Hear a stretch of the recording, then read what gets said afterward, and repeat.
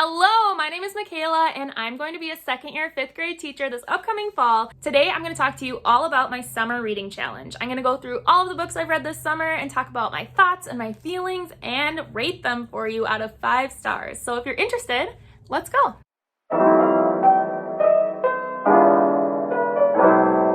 So I am a 5th grade teacher, which means that I have a classroom library and I love filling it up with new books for my students. Growing up, I was a very big reader. I loved reading. I loved finding new books. Over the years, I've kind of lost that. I haven't read as much recently, but getting back in the classroom has really reminded me how much I love reading and how much I just want to provide that same experience for my students. So I love getting new books and I love finding books that just seem really interesting and really engaging and have really good writing and really good stories. So if you're unaware, I have a teacher TikTok that my students follow, and a little bit into the summer in June, I posted a TikTok challenging any student out there to read more books than me this summer. I honestly didn't think that anyone would really take it that seriously, but I thought it would be a fun way to try to get kids to read over the summer. A couple of my previous students did comment on it, saying either they were definitely not going to be reading a lot this summer or that they were taking me up on my challenge. This really motivated me to start reading and reading a lot this summer. Just like many of the people who used to read a lot when they were younger, I kind of stopped reading when I went into college and moved on into having a full-time job. I just felt like I didn't have a lot of time for it, and then it just kind of moved to the back of my priority list, and I just never read anymore, which was really, really sad. I really enjoyed reading growing up, and it was always something that I was like, oh, I should definitely start doing that again, and then I never would. So this challenge kind of jump-started my love for reading again and reminded me of how much I love reading. I had brought quite a few books home from my classroom library this summer, hoping to read a few of them. It was a pretty large list, but I figured I could get through as many as I could, and this reading challenge really pushed me to get into the books and read as many as I can, because I am a competitive person, and a couple weeks into the challenge, one of my previous students told me that he was already at like 9 books, and so I was like, I need to get going.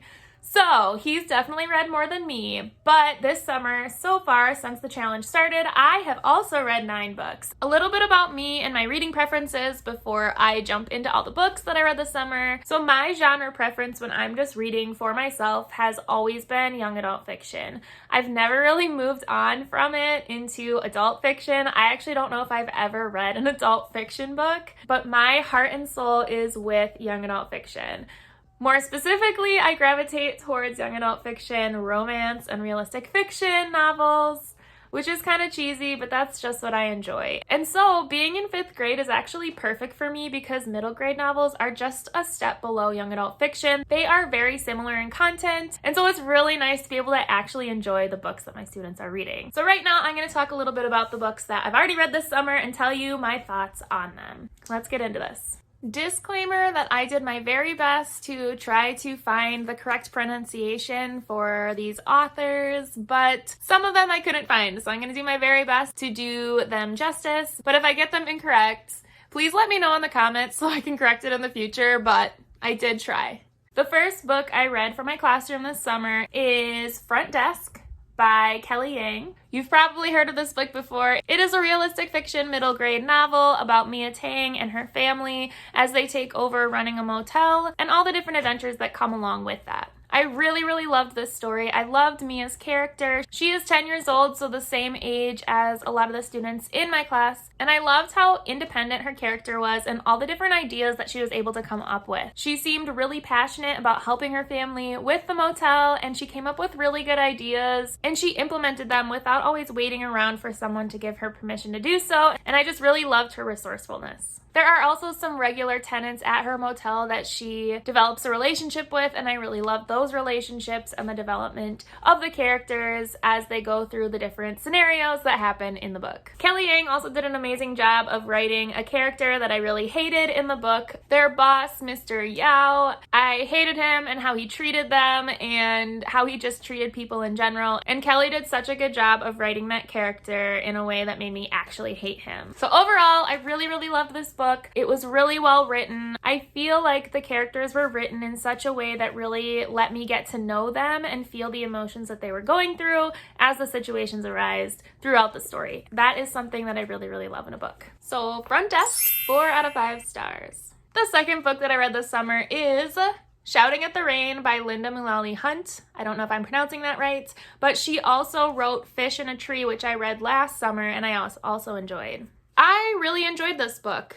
It is also realistic fiction, and it really reminds me of a lot of the young adult fiction novels that I really liked. The story itself reminded me a little bit of the style of my favorite YA fiction romance novelist, Sarah Dessen, without the more mature themes of a young adult fiction romance novel. This book is about Delcy, who lives with her grandma on Cape Cod, and it is about the summer where her best friend kind of stops talking to her, and she has to deal with that. She ends up befriending a new kid who other people think is a little bit weird, and the story goes from there. I really liked how in this book she does befriend the weird kid and they end up becoming really close, and how she grows in confidence throughout the novel in being able to deal with the betrayal of her previous best friend. Just like in Front Desk, I think that the author did a really good job creating the characters. My favorite thing in a book is character development and being able to make me feel the emotions within a story. And Linda did a very good job of that. I found myself hating some of the characters in the story with a passion, and the scenes that showed them being terrible people really infuriated me, and I love a book that can do that for me. Shouting at the Rain, 4 out of 5 stars. The next book I read this summer was My Year in the Middle by Leila Quintero Weaver. This book I did enjoy. It's a historical fiction novel, so outside of the genre that I typically read, this book I gave a 3 out of 5 stars on Goodreads because I felt like the story itself was really great, but the development of that story and the writing I felt was a little lackluster and a little boring. Please don't hate me, but I found it a little more difficult to get into the characters' heads and really see their development, and just the way that it was written, I didn't enjoy as much. I'm going to read the blurb at the very top of the back of the book because I think it explains the time period very well. It says, Miss Garrett's classroom is like every other at our school. White kids sit on one side and black kids on the other. I'm one of the few middle rowers who split the difference. The main character is Lou Oliveira, who is in 6th grade, and she is from Argentina. And there are a ton of racial tensions going on in the setting of this story. And so I really enjoyed getting to see the character development of Lou as she figures out what she believes for herself and if she wants to stand up for what she believes in or not. I really loved how you see Lou's passion for running begin and grow throughout the entire story, and I really loved seeing her grow in confidence. I also really enjoyed seeing Lou's inner conflict and tension through the scenarios that come towards her. So this one, again, it's a really great story. The writing style itself didn't really give me enough, and so I do really recommend My Year in the Middle. The next book that I read this summer is Well, That Was Awkward by Rachel Vale. This has a really simple, basic storyline, just a cute little cheesy tween love story. The story itself was fine. I didn't super enjoy the book as I was reading it, but it was enjoyable enough for me to keep reading and have a little bit of fun while I was reading it. This book is about Gracie and her best friend Sienna. There are 2 other main boy characters in the story, AJ and Emmett. AJ and Sienna start to like each other and they are texting each other, but Gracie is the one that's telling Sienna what to write, and then it goes from there. Again, it wasn't super deep or anything, but it was entertaining. Spoiler alert, I do really enjoy that Gracie ends up with her best boyfriend at the end, and there's this cute little date scene, and that's what I love in a cheesy romance novel anyway, so I did enjoy the ending, and it was entertaining enough. I gave this one 3 out of 5 stars. This next book, I don't have with me because I recommended it to a friend at school, and she took it and is reading it currently right now. But oh my god, this next book was so good. And I'm sure you've all heard about this book and you've all read it and you all already know about how amazing it is. But this book is Echo by Pam Munoz Ryan. And oh my god, this book is the book that made me realize how much I love reading again. It is the first book that I have been deeply carried away by in so long.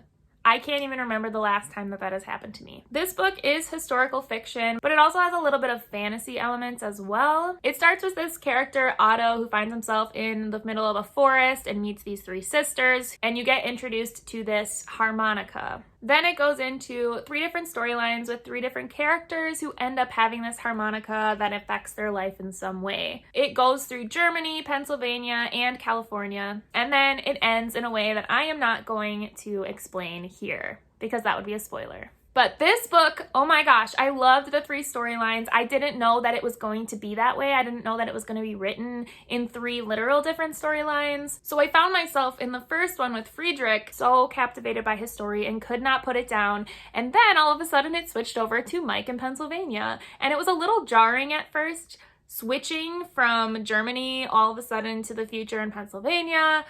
And it happens at such a pivotal moment and you're just like, what? What happened? At first, it was hard to get used to, but then you find yourself being captivated by Mike's story. And I would get into that and just be invested in his story. And then all of a sudden it switched over to Ivy in California. And again, it feels jarring and a little weird, but then you get used to Ivy and then you're into her story. So Pam did such a good job of writing characters and developing those characters and their stories that made me not want to put the book down. And I read it so fast. Like, that was all I did for 2 days was read Echo. This book, so good. Kind of a spoiler alert. I'm not going to give too many details away, but the ending came together just a little bit too well for me. But overall, the book was so good. Seriously, if you have not read this book, go get it at your library and just read it. Sit down and spend all of your time reading it because it's so good.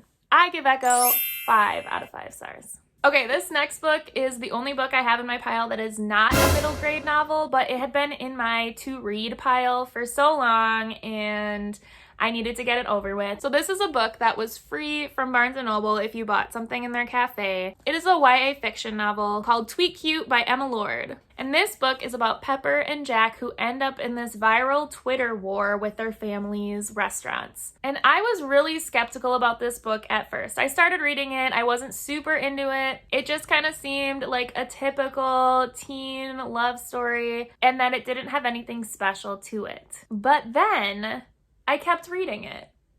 And then I became really invested in their relationship. And I found myself rooting for them and just feeling the emotion of the development of their love for each other. They had such good natural chemistry, and by the end of the book, I really found myself wanting to know what happens to them, which is always a good sign. The other thing about this book is that typically I feel like when a book is trying to be really relevant and funny by making memes and references to internet culture, they do a really bad job and they're not funny and they just seem like someone trying too hard. But this book actually had some pretty funny tweets and memes, and so I think she did a pretty good job. So I surprisingly give this book 4 out of 5 stars. The next book that I read was The Night Diary by Vera Hiranandani. This book is about 12-year-old Nisha. She receives a journal on her 12th birthday, which is the format of the book she's writing in her diary. Nisha is half Muslim and half Hindu, and the story takes place during the separation of India into 2 parts. Nisha's family finds themselves on the Pakistan side and realizes it's not safe to stay there, so they go on a journey to the new India. And so the entire story is told through Nisha's eyes in her journal as she deals with what is going on.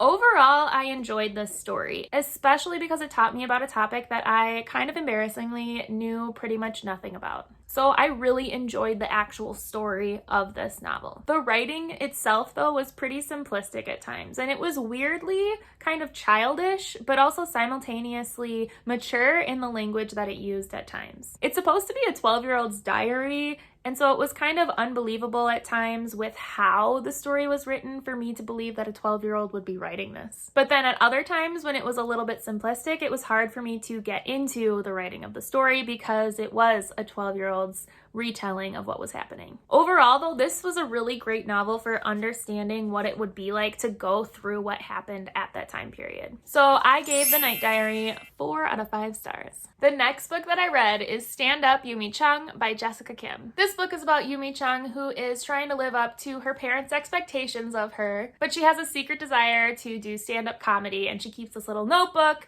where she writes all of her ideas for jokes, and then she ends up in a crazy situation, in a web of lies, and she has to figure out how she's gonna get out of that. I really liked this read. It had super cute characters and a good storyline. It was a little bit cringy at times with the jokes that the main character writes, but that makes sense because she's a kid trying to be a comedian, so it makes sense that her jokes are gonna be a little cringy and not very funny to me, an adult. You can really feel the tension build as the lies that she's telling begin to stack up, and there's a really good conclusion at the end with how it all works out. So I really did like this read. It was fun, and I gave it 4 out of 5 stars. All right, so the last book that I have read so far this summer is Things Seen from Above by Shelley Pearsall. This book is about 6th grader April, who signs up to help out on the 4th grade buddy bench at recess. And she starts to notice this 4th grader, Joey Bird, act a little different than the other kids. So April just really starts trying to understand him and get to know him, and she starts to realize how special he actually is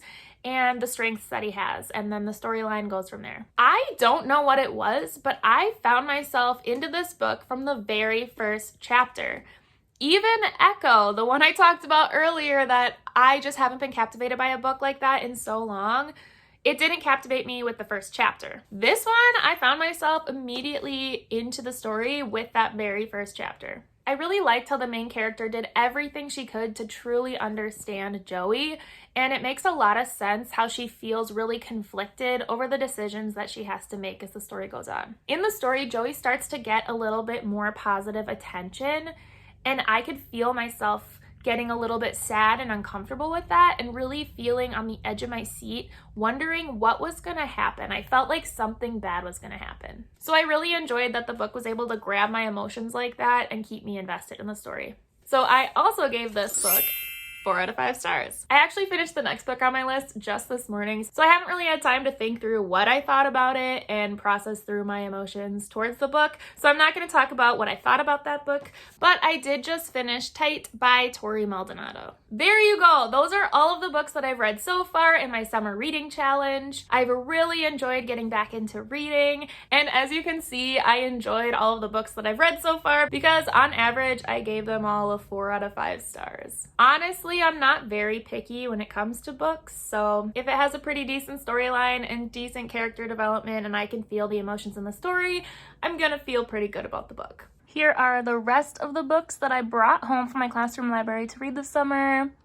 Probably won't read them all, but I am trying my darndest. Thank you so much for watching. If you enjoyed my video today, please consider subscribing and following along with my journey, and I would love to connect with you. Thanks again. I will see you next time.